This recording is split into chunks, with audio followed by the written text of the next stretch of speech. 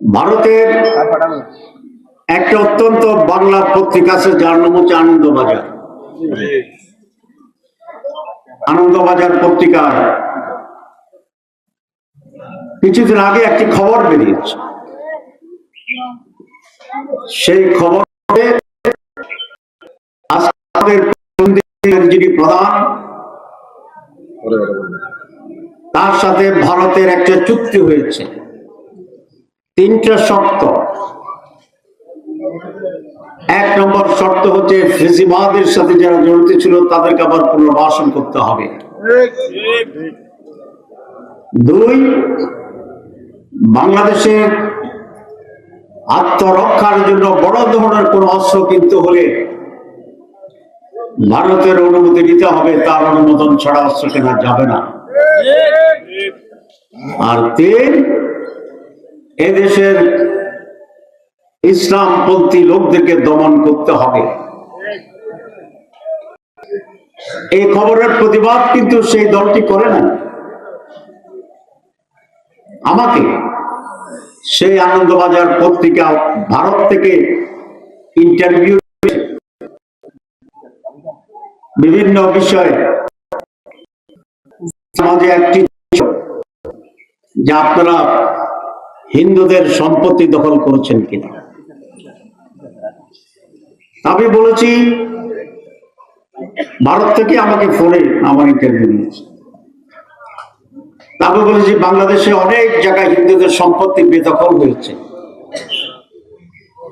কিন্তু জামাত ইসলামের একজন লোক আপনি দেখাতে পারবেন না যারা হিন্দুদের সম্পত্তি দখল করছে। আমি চ্যালেঞ্জ দিচ্ছি, এখন আপনাদের সামনেও চ্যালেঞ্জ দিচ্ছি। তাহলে কারা দখল করলো? হিন্দুদের সম্পত্তি তারাই দখল করেছে।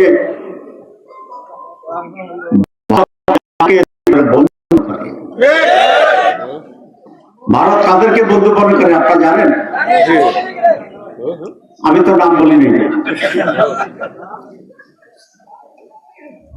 এই জন্য বলছি, আন্তর্জাতিক ভাবে আজকে এটা স্বীকৃত যে জামাত ইসলামীরা কারো অন্যায়ভাবে বাড়ি দখল করে না, সম্পদ দখল করে না, লুটপাট করে না। বিএনপির মাননীয় সেক্রেটারি জেনারেল দেখলাম পত্রিকা বলেছেন যে আগামী নির্বাচন সিদ্ধান্ত হবে এই দেশ কি মৌলবাদীদের দেশ হবে নাকি গণতান্ত্রিক বাংলাদেশ হবে। আমি বলতে চাই, আগামী নির্বাচন সিদ্ধান্ত নেবে বাংলাদেশ কি আবার চাঁদাবাজদের দখলে যাবে,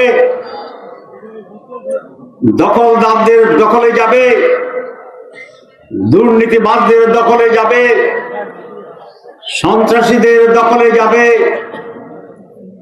স্বৈরাচারের দোসরদের দখলে যাবে, নাকি 5ই আগস্টের বিপ্লবের চেতনা ধারণ করে জুলাই বিপ্লবের শিক্ষা নিয়ে একটি গণতান্ত্রিক সম অধিকার, সকল মানুষের মুক্তি, অর্থনৈতিক রাজনৈতিক সমৃদ্ধি, নতুন বাংলাদেশের দিকে যাবে, সেই সিদ্ধান্ত আজকের নির্বাচন নির্ধারণ করে দেবে।